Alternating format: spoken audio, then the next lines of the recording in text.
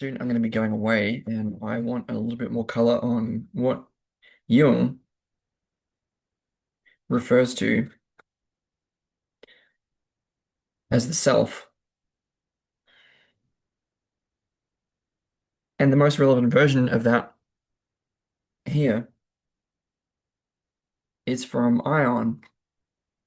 It's actually from a compilation called Jung on Christianity, selected and introduced by Murray Stein, who is a modern sort of Jungian commentator. Murray Stein, PhD, is the author of Jung's Treatment of Christianity and several other books. International lecturer and teacher, currently vice president of International Association for Analytical Psychology. And so, Christ, a symbol of the self, which is from Aion.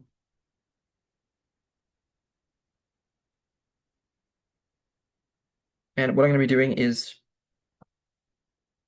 Jung's an extremely difficult writer.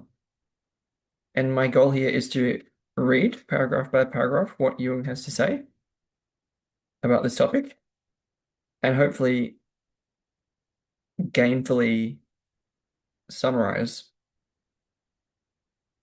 the gist of what he's saying. And my intention here is not necessarily to evaluate what Jung is saying, but simply to try to understand his perspective.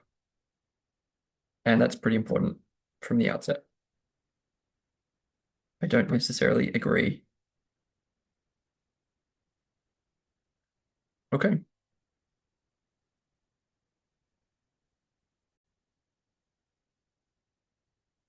Christ, a symbol of the self.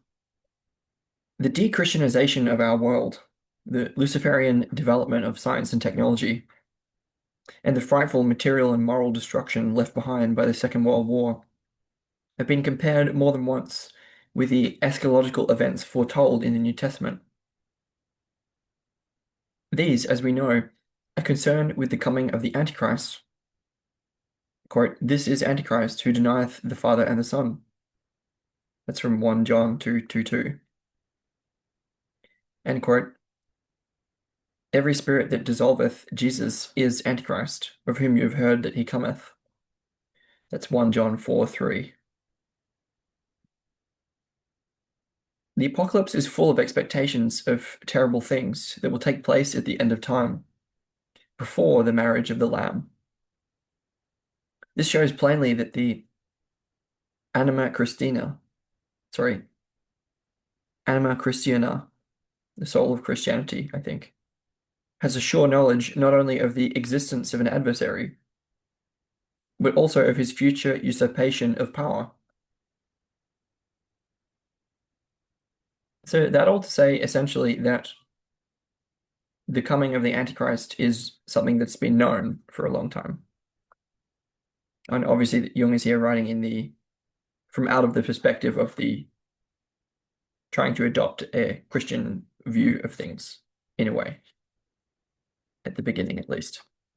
And I should also mention that this was written through the 1950s and published originally 1959. Okay. Why, my reader will ask, do I discourse here upon Christ and his adversary, the Antichrist? Our discourse necessarily brings us to Christ, because he is the still living myth of our time, of our culture, excuse me. He is the still living myth of our culture. He is our culture hero, who, regardless of his historical existence, embodies the myth of the divine primordial man, the mystic Adam. It's he who occupies the center of the Christian mandala, who is the lord of the tetramorph, i.e., the four symbols of the evangelists, which are like the four columns of his throne.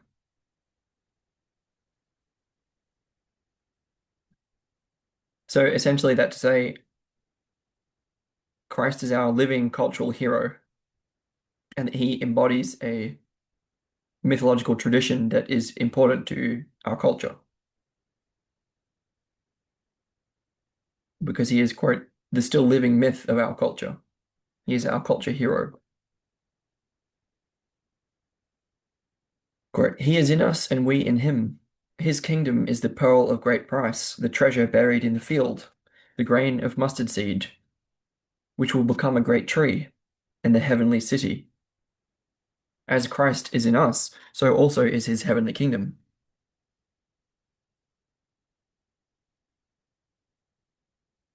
These few familiar references should be sufficient to make the psychological position of the Christ symbol quite clear.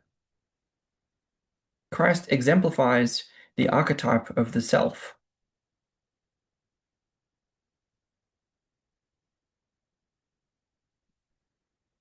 This is sort of Jung's main position here.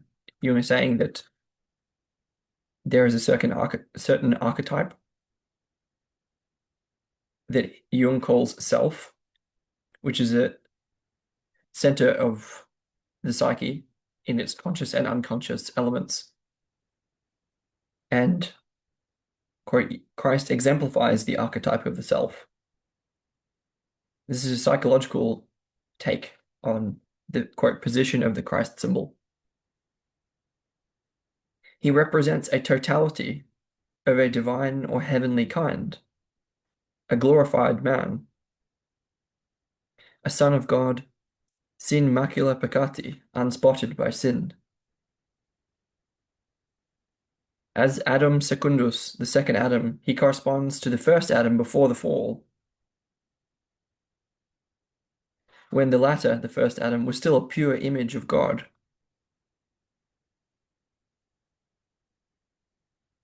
Of which Tertullian says, quote, and this therefore is to be considered as the image of God in man, that the human spirit has the same motions and senses as God has, though not in the same way as God has them.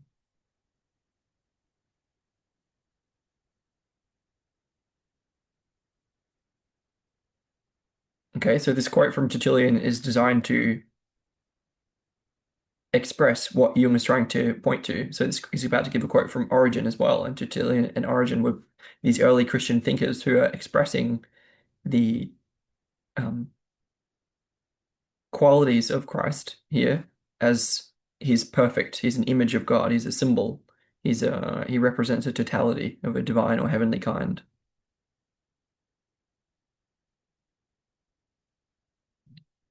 Okay, now he says Origen is very much more explicit.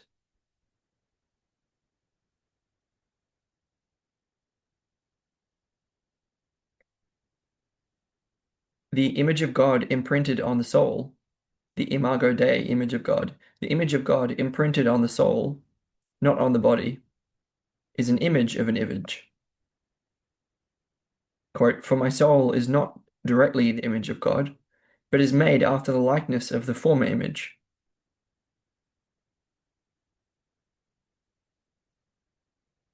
Okay, pausing. Already it's quite complicated. So Jung is essentially saying, with reference to these quotations from Tertullian and Origen, that Christ is an image of God, is a symbol.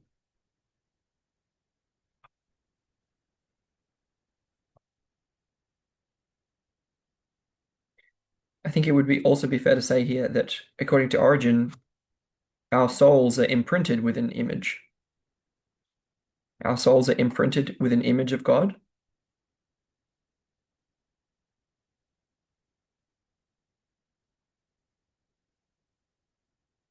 The trick here is that the soul itself is also an image of God. And so in the Christian tradition, when our soul is impressed with the image of Christ, this is an image of God, but the soul is already an image of God. And that's what allows Origen to say, for my soul is not directly the image of God, but is made after the likeness of the former image.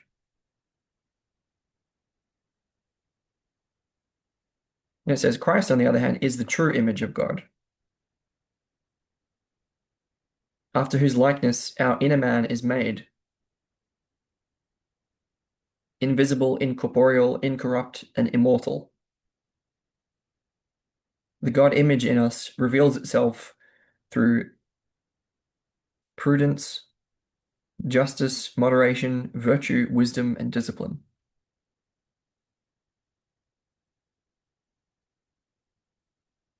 So a fair way to summarize this, I think, would be to say that from the psychological perspective, Christ is a God image.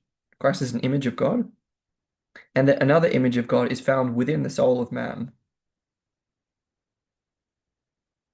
However, that soul is itself another image, namely an image of God. And there's this claim here from Origen that the image of Christ, the image that is Christ, is more true than our own image, that is more true to the nature of God.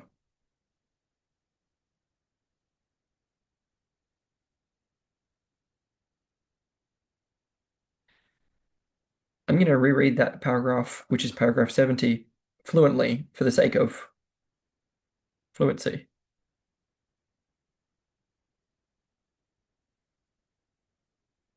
Those few familiar references should be sufficient to make the psychological position of the Christ symbol quite clear. Christ exemplifies the archetype of the self. He represents a totality of a divine or heavenly kind, a glorified man, a son of God, unspotted by sin. As the second Adam, he corresponds to the first Adam before the fall, when the latter was still a pure image of God, of which Tertullian says, quote, "And this, therefore, is to be considered as the image of God in man, that the human spirit has the same motions and senses as God has, though not in the same way as God has them." Origen is very much more explicit. The image of God imprinted on the soul, not on the body, is an image of an image. Quote, "For my soul is not directly the image of God, but is made after the likeness of the former image." Christ, on the other hand, is the true image of God, after whose likeness our inner man is made, invisible, incorporeal, incorrupt, and immortal. The God image in us reveals itself through prudence, justice, moderation, virtue, wisdom, and discipline.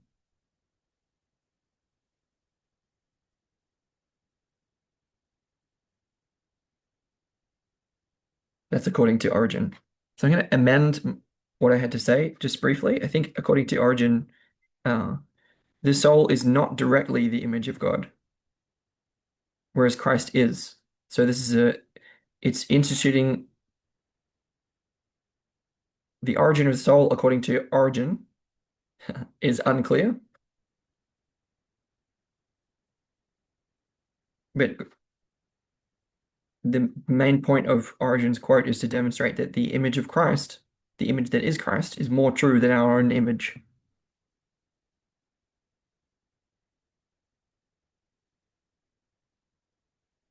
I think it may be Jung rather than Origen who would say that the soul is an image of God. Okay. So this was simply to clarify what Christ is from this perspective, which is a God image, and a particularly good one.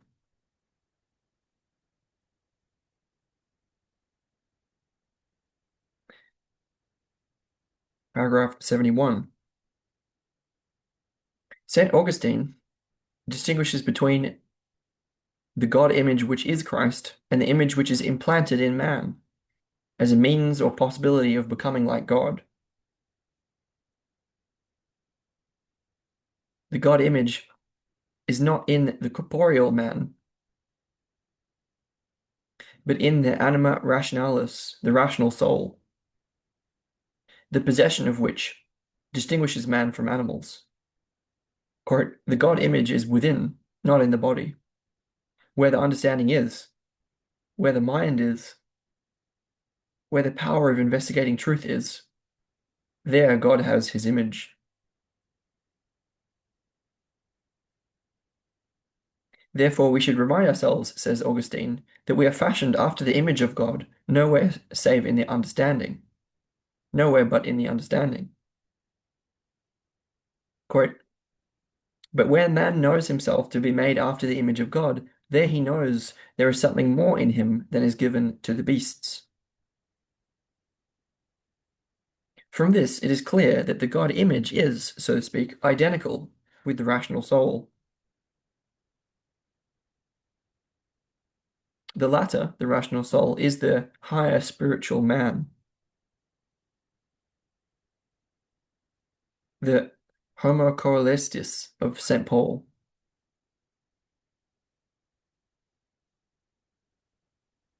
Okay, pausing. It's already extremely arcane and difficult, as I said it would be.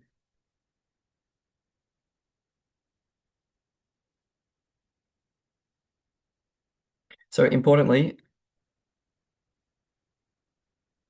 Augustine is saying that there's a distinction between the God image, which is Christ, and that image which is within us, which is a means of becoming like God.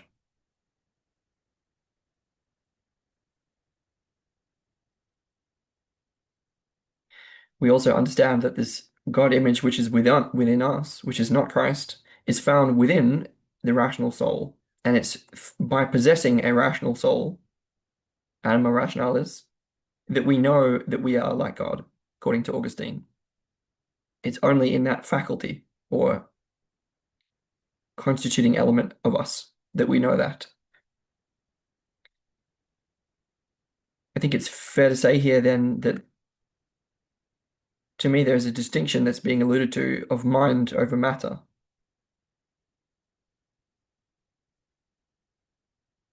Because it's in the understanding that we know ourselves to be like God, according to Augustine. It's also, so there's to me here, this is a prioritizing of mind over matter. I also noticed that there's a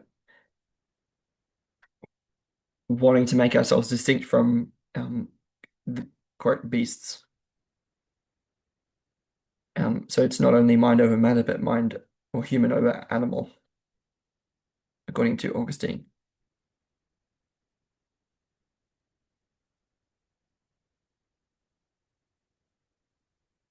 Yep, and so it said also that, quote, the God image is, so to speak, identical with the rational soul, which is to say that the soul is an image of God. That's how I got to that earlier. And so that's in Augustine as well as in Jung. And then finally, a couple of other points to make. Firstly, that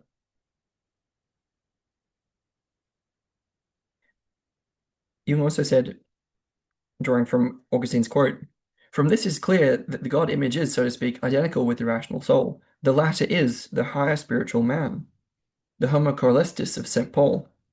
Now, when I hear that, I think of the soul here is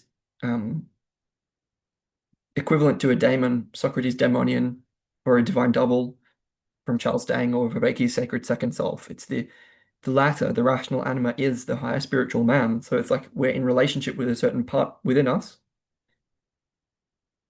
that is conceived of as higher in some way.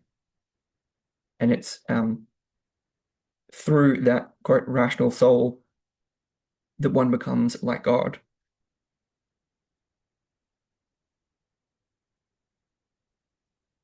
Importantly, that soul is distinct from Christ. And again, Origen thought that Christ as an image of God was more true than our own rational soul as image of God. All right.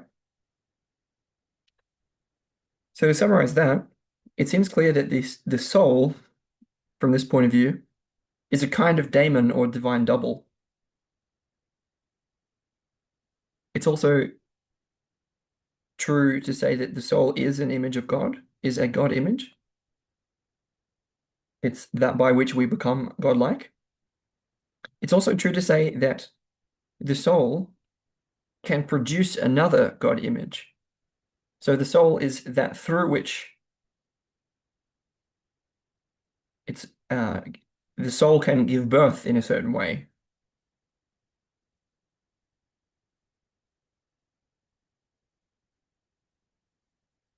to another God image.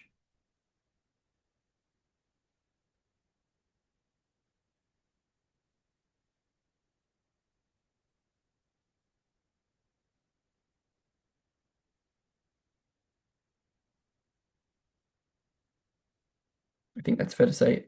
And so this whole paragraph, and indeed both of these paragraphs, they imply a hierarchy of God images, meaning that there are different images of God, including Christ, the human soul, and the God images produced by the human soul, or that come from out of the human soul, and that they may be more or less faithful to what God actually is, quote unquote, actually is. So this implies a hierarchy of God images with the human soul and Christ among them. Okay. Then I move to page 78. So we were saying, from Augustine's quote, from this it's clear that the God image is, so to speak, identical with the rational soul. The latter is the higher spiritual man, the homo corelestis of St. Paul. Like Adam before the fall, Christ is an embodiment of the God image, whose totality is especially emphasized by Augustine.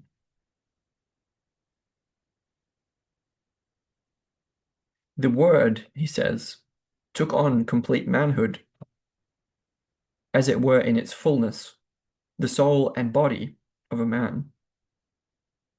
And if you would have me put it more exactly, since even a beast of the field has a soul and a body, when I say a human soul and human flesh, I mean he took upon him a complete human soul. That was Augustine again.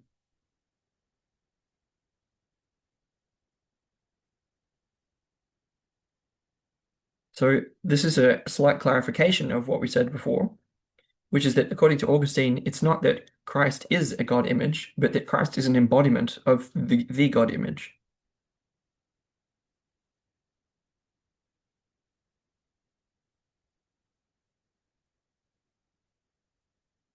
And according to Jung, St. Augustine specifies his totality particularly. Okay, now I'm going to read paragraph 72 and then comment on it. It says, the God image in man was not destroyed by the fall, but was only damaged and corrupted, quote, deformed, and can be restored through God's grace. The scope of the integration is suggested by the descensus ad inferos, the descent of Christ's soul to hell, its work of redemption embracing even the dead. The psychological equivalent of this is the integration of the collective unconscious, which forms an essential part of the individuation process. St. Augustine says, quote, therefore our end must be our perfection, but our perfection is Christ, since he is the perfect God image.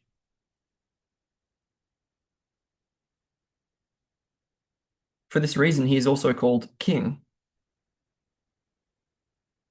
His bride, sponsor, is the human soul, which, quote, in an inwardly hidden spiritual mystery is joined to the Word, that two may be in one flesh. To correspond with the mystic marriage of Christ and the Church. Concurrently with the continuance of this hieros gamos in that's mystical marriage in the dogma and rites of the Church, the symbolism developed in the course of the Middle Ages into the alchemical conjunction of opposites or chemical wedding, thus giving rise, on the one hand, to the concept of the philosopher's stone, signifying totality, and on the other hand, to the concept of chemical combination. Okay, that was rather a large paragraph. Let's unpack what it means. So firstly,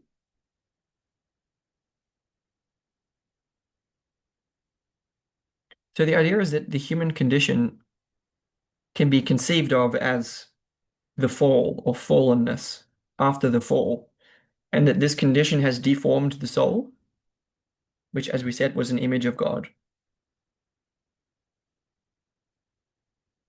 and that we were, as it said, the God image in man, the soul, was not destroyed by the fall, but was only damaged and corrupted, and can be restored through God's grace.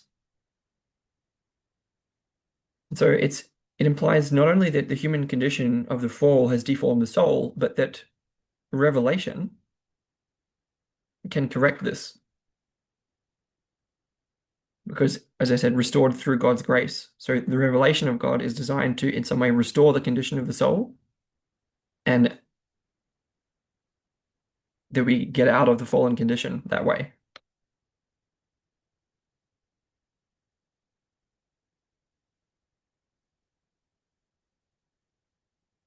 Now, there are two things here. Revelation can do this, both revelation of Christ, the revelation of Christ, and a direct revelation, as in revelation via the soul. Both of these forms of revelation are designed to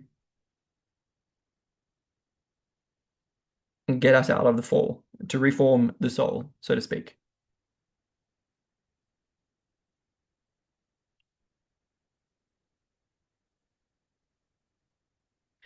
I said, thus, the saving power of grace determines a normativity on revelation. So there's a reason for orienting toward revelation, is that it has a, as I said, redeeming or reforming, restorative quality. But there may be gradations on that. Different revelations may be more or less restorative.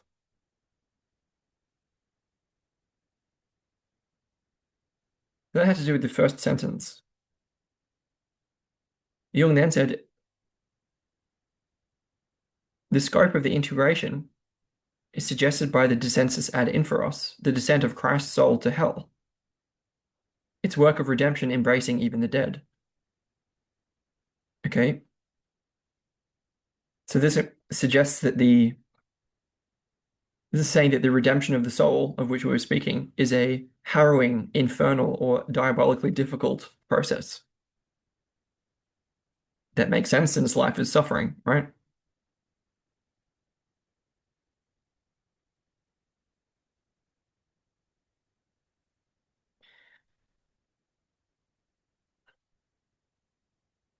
Jung also says the psychological equivalent of this is the integration of the collective unconscious, which forms an essential part of the individuation process. Okay, so what he's saying here is that the Christian terminology having to do with redemption of the soul is, in Jung's terms, the process of individuation. They're actually the same. He's also saying that appeal to the revelation of Christ can help with integrating the collective unconscious. So in Jungian individuation, there's an integrating of the unconscious, right, as a key part of this process of development, which can be conceived of as the redemption of the soul, and that there are elements of the unconscious that are both personal and collective, and that the, again, more harrowing, infernal, or diabolically difficult aspects of that process may have to do with integrating the collective unconscious, and the scope of how difficult that is suggested by Christ's descent into hell. This implies, although it doesn't state directly, that appeal to the revelation of Christ may help with integrating the quote collective unconscious or the depths of hell.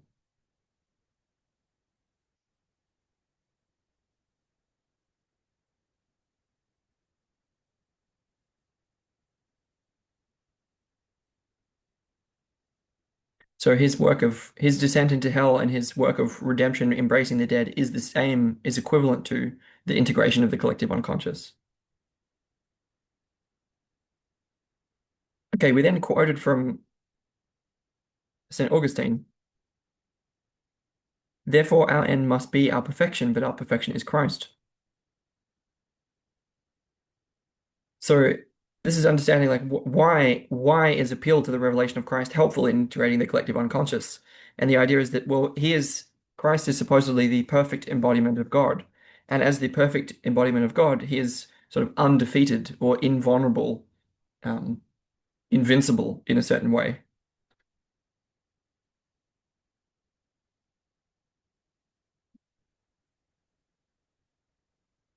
So this is the reason for the appeal to the revelation of Christ, his perfection.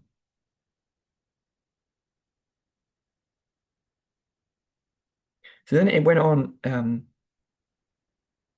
yeah, for this reason he is also called king, since he's the perfect God image. His bride, sponsor, is the human soul, which in an inwardly hidden spiritual mystery is joined to the Word, that two may be in one flesh. Okay, so then it seemed that not only is Christ the image of perfection, but that Christ is married to the soul in man.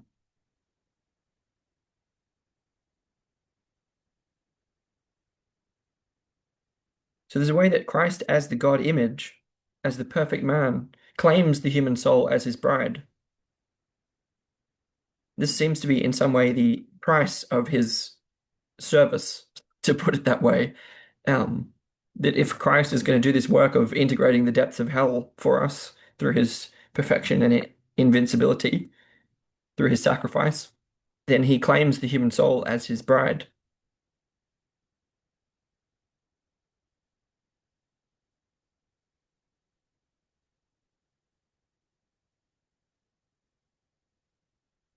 Yeah, so Christ is the image of perfection and he's married to the soul in man.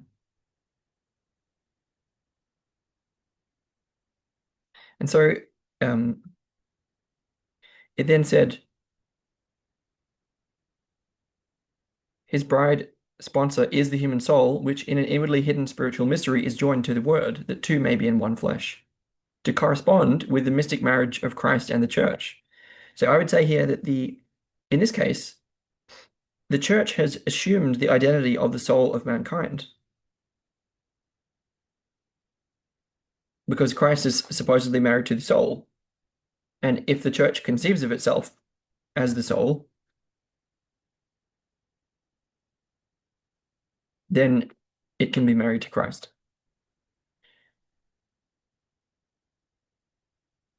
Anyway, it then continued that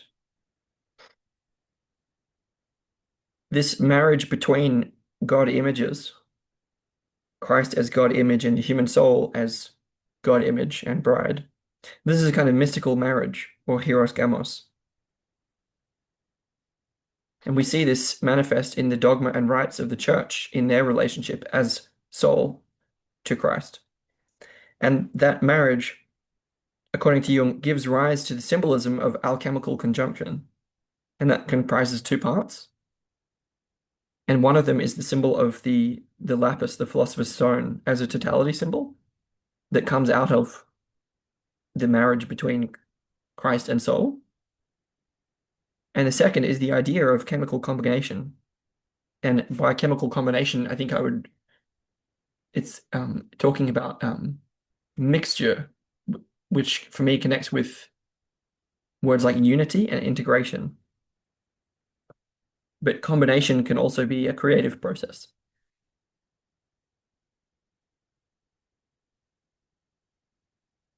So it seems to be that when we're finally about this paragraph, there's a way that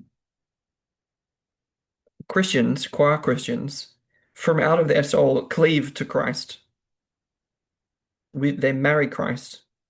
And the reason for that is partly for defense against archons. So the idea is that Christ has offered himself in sacrifice by or like through the dissensus ad inferos. So he can really help in quote unquote integrating the collective unconscious according to Jung. So archons as these personifications of unconscious forces. And so this idea is that these collective, the forces of the collective unconscious can be personified as archons and are very powerful, and that appeal to the revelation of Christ can be effective as a um, defense against such forces, the price of which is marriage to Christ. And finally, in relation with Christ, we have a relation with perfection. This is the idea.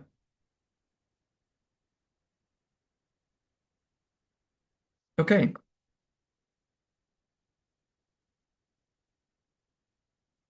that was already quite a lot. Again, we now move to paragraph 73. And again, I'm going to read that out. The God image in man, our soul, that was damaged by the first sin, can be reformed with the help of God, in accordance with Romans 12:2. Quote, "And be not conformed to this world, but be transformed by the renewal of your mind, that you may prove what is the will of God." The totality images which the unconscious produces in the course of an individuation process are similar reformations of an a priori archetype, the mandala. As I have already emphasized, the spontaneous symbols of the self, or of wholeness, cannot in practice be distinguished from a God image. Despite the word be transformed in the Greek text of the above quotation, the renewal of the mind is not meant as an actual alteration of consciousness, but rather as a restoration of an original condition, an apokatastasis. This is in exact agreement with the empirical findings of psychology, that there is an ever-present archetype of wholeness, which may easily disappear from the purview of consciousness, or may never be perceived at all until a consciousness illuminated by conversion recognizes it in the figure of Christ. As a result of this anamnesis, remembering, the original state of oneness with the God image is restored. It brings about an integration, a bridging of the split in the personality caused by the instincts striving apart in different and mutually contradictory directions. The only time the split does not occur is when a person is still as legitimately unconscious of his instinctual life as an animal, but it proves harmful and impossible to endure when an artificial unconsciousness, a repression, no longer reflects the life of the instincts. Okay, so what is Jung saying here?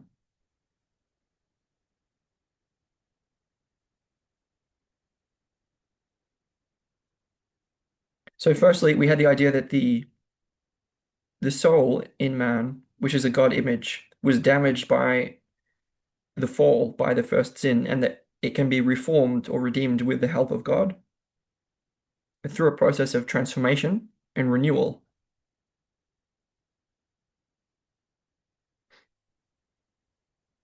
So this is through God directly. So this is the idea that one soul may be in relationship with Christ as a God image, and that this may be an asset in this process, but the process can also be facilitated directly by God, by God's grace,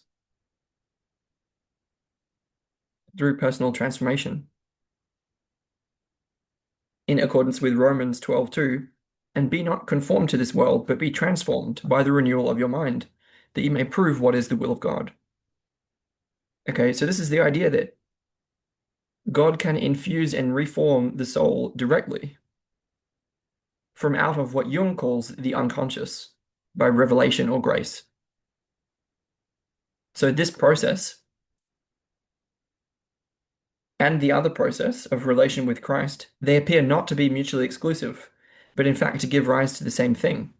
They appear to give rise to symbols of totality and reformation of the soul. which is equivalent to a new way of life, or to redemption, or to individuation. So this is an idea that one soul not only exists, but may be enhanced, repaired, renewed, restored, redeemed through the revelation of God and through relationship with Christ, and that those two forms of those two processes may be may afford each other, may be mutually affording, and that they give rise to something,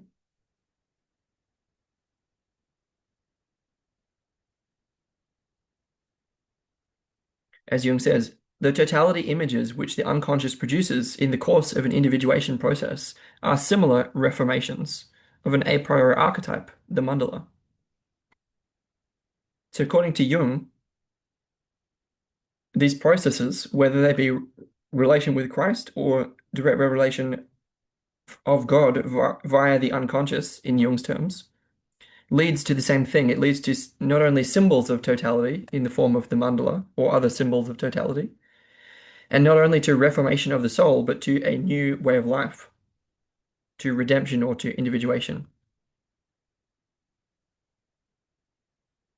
So the manifestation of these symbols of totality or the reformation of the soul, these are different ways to talk about the same process, which is a process of transformation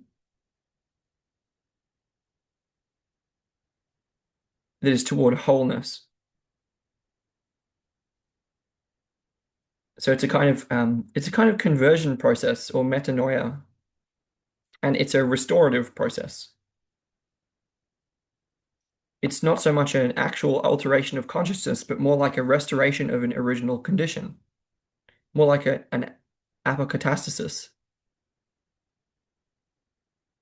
So he's saying that Jung is saying that this is in exact agreement with the empirical findings of psychology, that there is an ever-present archetype of wholeness, that there is an archetype of wholeness which is always with us, that easily disappears from the point of view of our consciousness.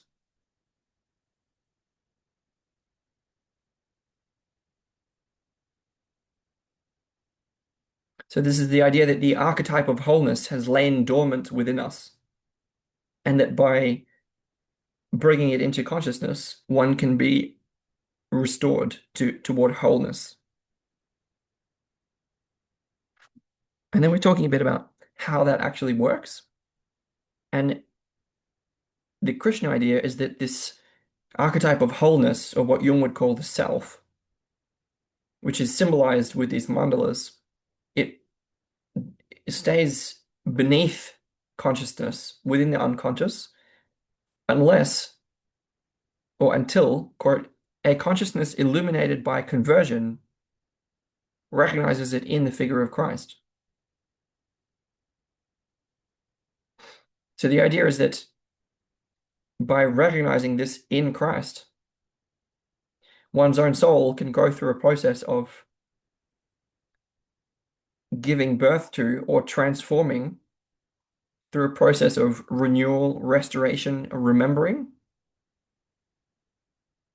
where the God, which the images of both Christ and the soul point to, is realized mutually, both when one recognizes it in Christ, this realizes it within oneself. As Jung says, as a result of this anamnesis, remembering, the original state of oneness with the God image is restored. So it's a process of self-realization.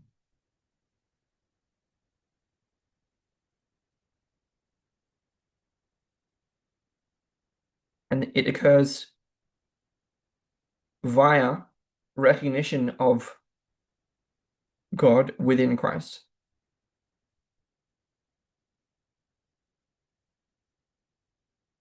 Quote, it brings about an integration, a bridging of the split in the personality, caused by the instincts striving apart in different and mutually contradictory directions. So this remembering, this restoring, this renewal of our consciousness that comes about when this archetype of wholeness is brought up into consciousness through relationship with Christ, specifically recognizing God within Christ. This precipitates an anamnesis, a remembering, restoring of forgotten identity with and as God. Quote, an anamnesis of the original state of oneness with the God image, and that this can integrate a split. So again, we have the idea that there is a split within the conscious ego personality caused by different instincts driving apart in different directions, and that this process of anamnesis or remembering can restore that wholeness, restore our wholeness. This is kind of what Jung means by individuation in Christian terminology.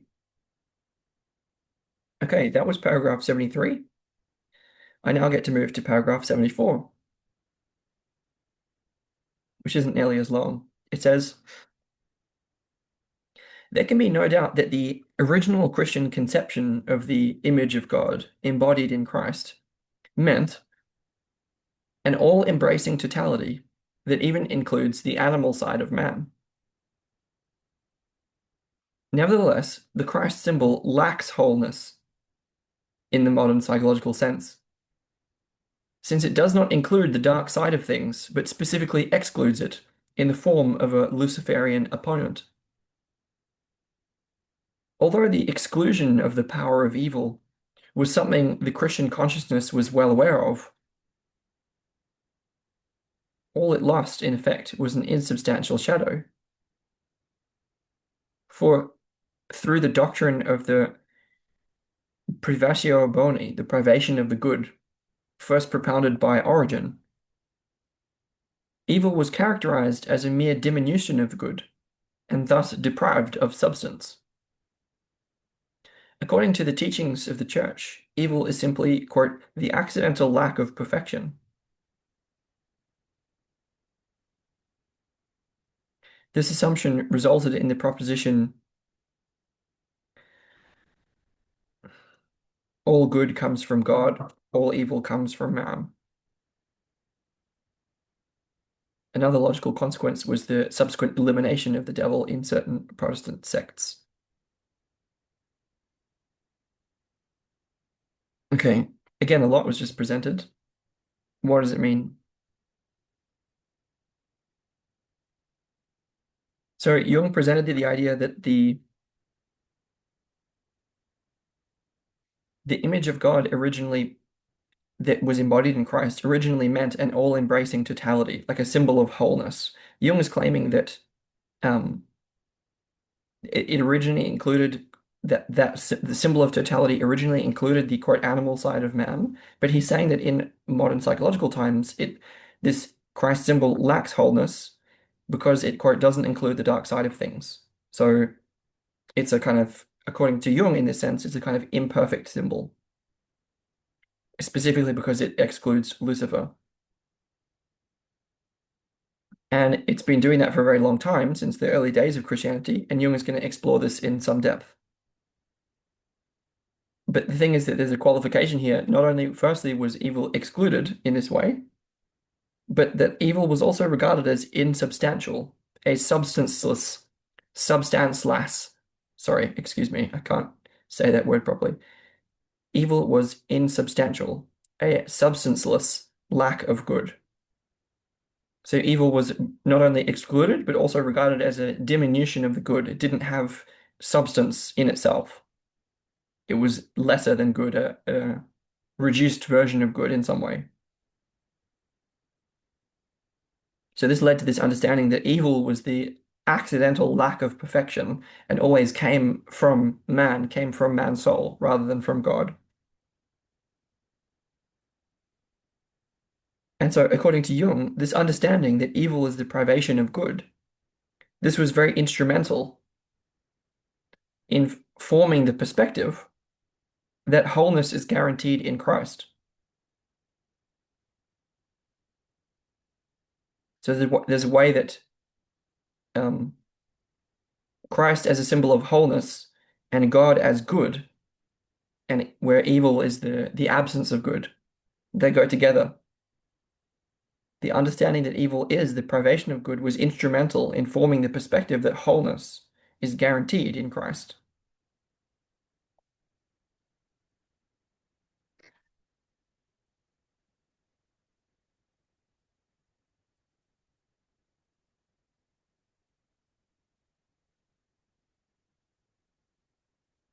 So the idea being that if we, there's an idea here, and the idea is that if we see Christ as guaranteeing wholeness for us, that the idea is that a prerequisite of seeing things in that way is the understanding that evil is the privation of good.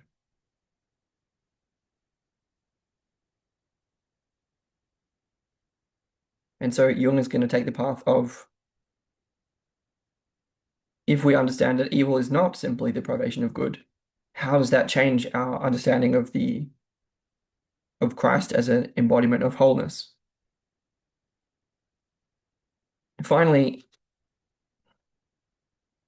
he's also saying here that, I don't think he's said explicitly yet, but he's perhaps about to say that empirically speaking, evil is more substantial than we thought.